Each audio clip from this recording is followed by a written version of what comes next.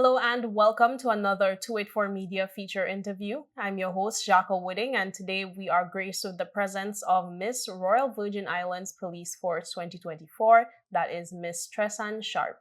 She is here to share her story and I can't wait to get into it, but that's after this quick break. The wait is over!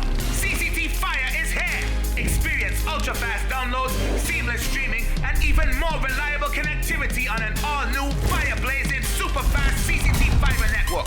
CCT Fire, bring it home and upgrade today. At Higher BVI, we're not just about business. We're about empowering lives, and that is because we aspire to inspire. By choosing us, you're supporting a company that believes in equal opportunities, diversity, and community growth. Our mission goes beyond profit. It's about providing HR solutions, fostering talent, and leaving a positive impact.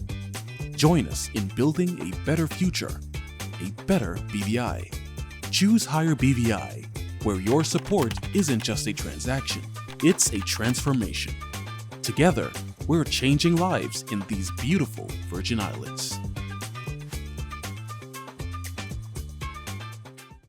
Welcome back and thank you so much for staying with us. Like I mentioned before the break, we do have in the building Miss Royal Virgin Islands Police Force 2024. Let's have her introduce herself. Hi, good morning. I am Tran Sharp, a detective constable attached to the Family and Juvenile Unit, located at Police Headquarters, and I am your Miss Royal Virgin Islands 2024. Amazing. Now, take us a bit into your story. Give us a little bit of background to get us started. Who is Tran Sharp? Okay, so I am a Jamaican national. I graduated from the University of the West Indies with a bachelor's in psychology, minoring in criminology. And when I completed my studies, I really wanted to give back to my community positively. I fell in love with criminology and I just felt like I wanted to start off in that field. And so I applied to the Royal Virgin Islands Police Force. I always had a passion for working with children. And while being in the force, I had the opportunity to apply for the Family and Juvenile Unit. So yes, I am a Family and Juvenile officer. I work primarily with kids, cases of child abuse, and I do also investigate cases of domestic violence as well. Now, I could imagine that's a challenging field to work in. Definitely. I know a lot of people would think of that when they think about your field, but tell us about some of the rewards you've seen. Of course, that being your interest and the fact that you're helping people. Oh, yes, definitely. So how I feel about this is that someone has to be there to fight for those that are most vulnerable in society. And it's been quite rewarding seeing offenders being brought to justice. Child abuse, sexual assaults, things of that nature aren't talked about a lot. I'd say society kind of shy away from talking about things like that. So it's good to be on the inside to see how people could pick themselves back up, or victims could pick themselves back up after experiencing such traumatic events. Whether it's a thank you or just seeing them progress in life, like, it's really rewarding. It reassures me that I'm doing the right thing, or let's say moving along the lines of my purpose in life, which is to help people. And of course, how do you remain aware of your own emotional well-being while you do your work? Oh, okay. I think you have to just set yourself apart from the situation. You know, they're definitely difficult situations to deal with, but remembering why you're doing it. You know, somebody has to be there to stand up, and you just have to be that shoulder to cry on, and also just do things that help to keep your mental health in the right place. So outside of work, do something fun. I like to hike. I love outdoor activities. I love to read. I'm crafty, I guess I would say. So I try to do things that are outside of work to keep that balance.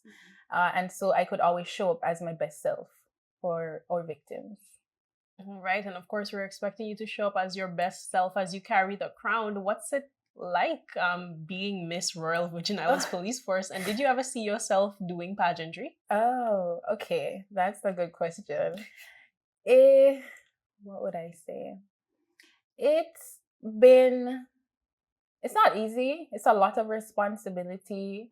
I always felt like I had this sense of responsibility because I work with kids. So I always wanted to be a great role model and, exhibit exemplary behaviors. And this is nothing different. Just a little bit more pressure, but not much different. Pageantry, I wouldn't say it's something I saw myself doing, but I grew up watching a lot of pageants.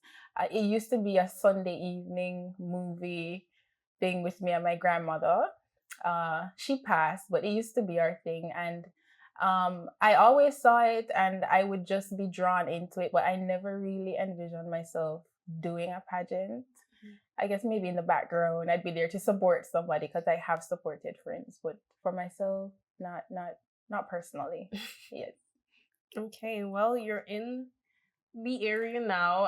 Are you excited? How are you enjoying your journey? No, definitely I am enjoying the journey. It's been an amazing experience. I would tell people working in the capacity as a police officer is very different from this pageantry. You putting myself out there in the capacity of work is very different from pageantry, and I could be a shy person. It has helped me to come out of my shell a lot in the short space of time. So yeah.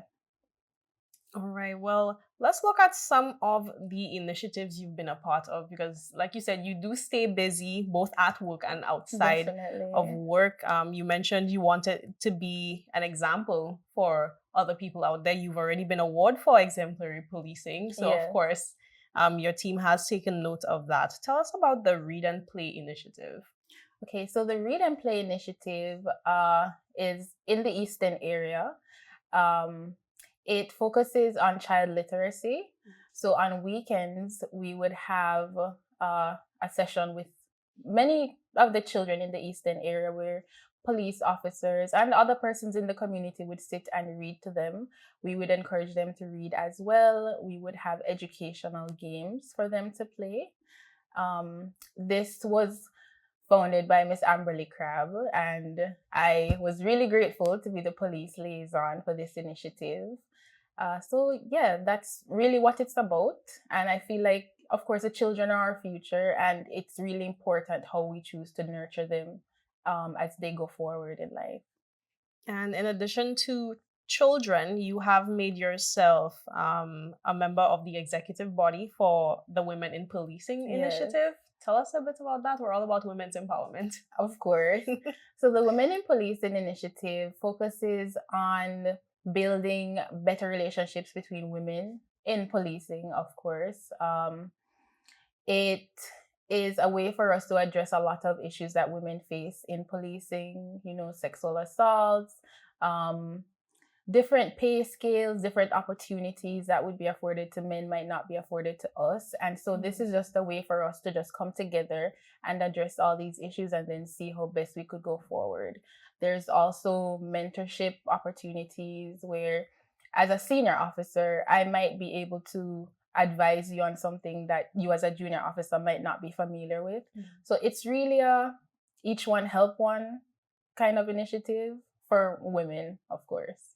Is policing a field you would encourage other young women and more women to get involved in? No, definitely. It is a male-dominated field, but I feel that our impact or the contributions that we make as women is important. That's what keeps it diverse, and that's what helps policing to be more effective, because you definitely have to have two sides, two takes on everything. Yeah. All right. Now, in addition to everything you're doing right now, you do have even more goals and even more things you want to build upon. Tell me about your educational aspirations.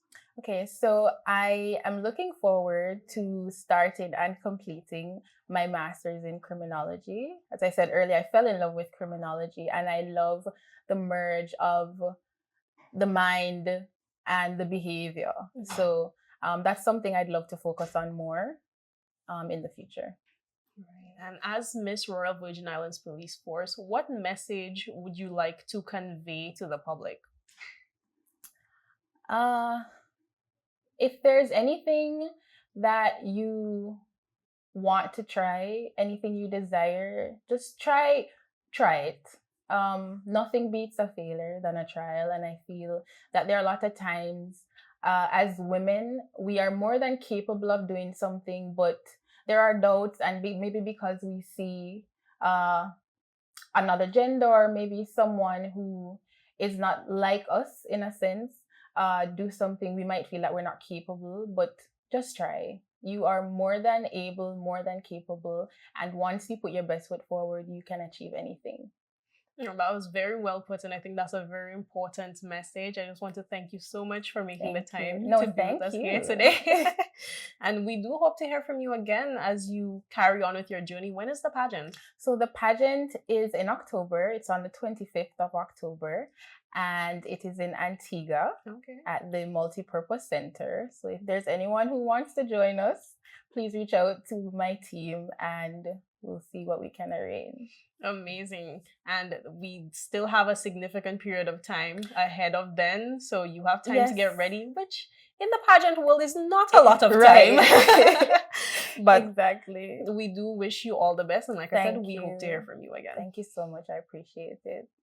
And viewers, thank you so much for spending this time with us here this morning. We do hope you stay tuned to 284 Media for more great content.